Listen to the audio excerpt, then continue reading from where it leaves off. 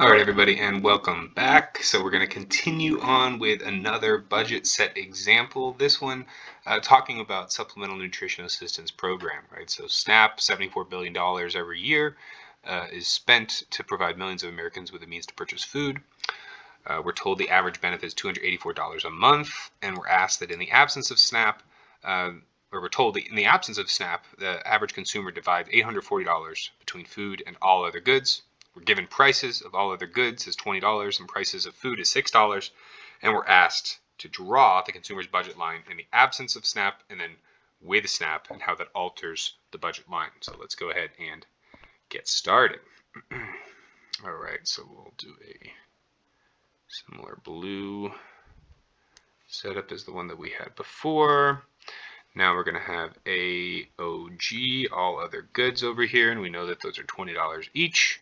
And then we're going to have food goods over here, and we know that those are $6 a piece.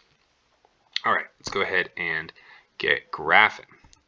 Now, in order to get graphing, we have to figure out what's going to be on each one of the axes, right? And so on the y-axis, we're going to take that $840 and we're going to divide it by the $20. So once again, take out our handy dandy calculator.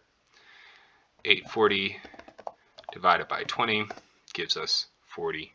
Should probably just keep this up in the corner here. Yeah, why not? So 42, the answer to life, everything in the universe, right? So 42 is the maximum amount of other goods that we could get. 42 times 20, 840, makes sense. And then, what's the maximum amount of food? What if we decided we just wanted to get food and no other goods, no consumption goods, no TV, no Netflix, none of that stuff? Well, then we would get 140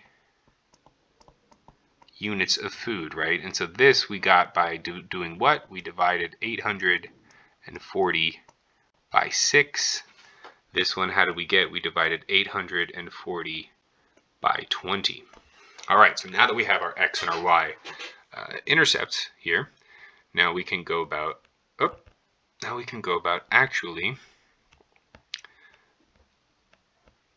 graphing.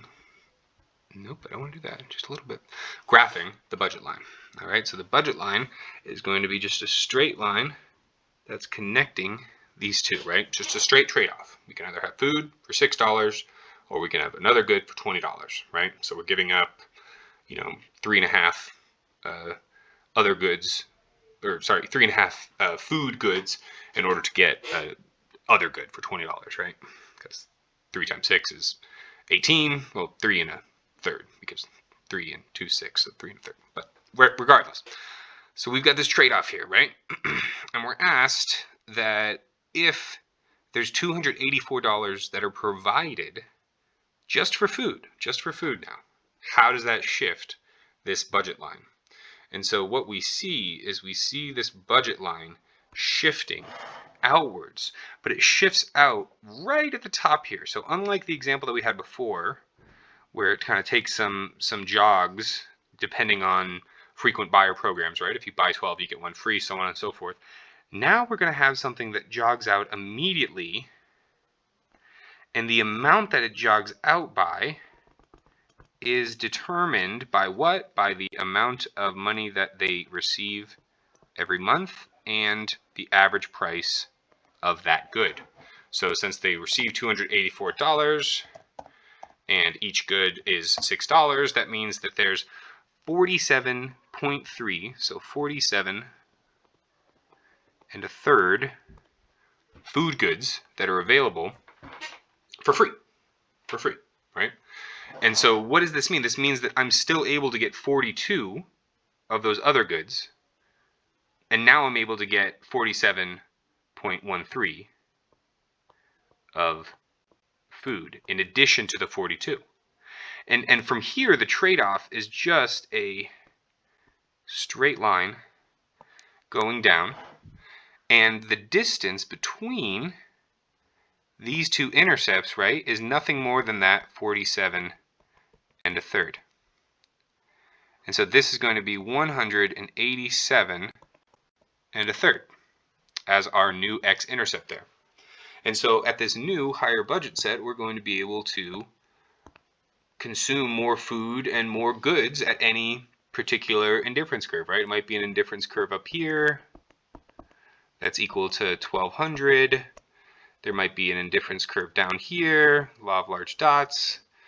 This might be equal to 1500 or something, right? We don't know. All we know is that the indifference curves that they're able to get on right now are more than the old indifference curves, which were an indifference of, let's just say, 1000. So any of the new indifference curves that they're able to get on have a greater amount of utility. Why is that? Because both of these things are normal goods, right? All other goods are normal. Food is normal. So as you want more of them. Neither one of them decreases as your income increases. Neither one of them is a bad, like pollution or a noisy party next door or something, right? When you're trying to put your kid to sleep. So in conclusion, they're going to be better off with an expanded budget set. All right, hope this helped.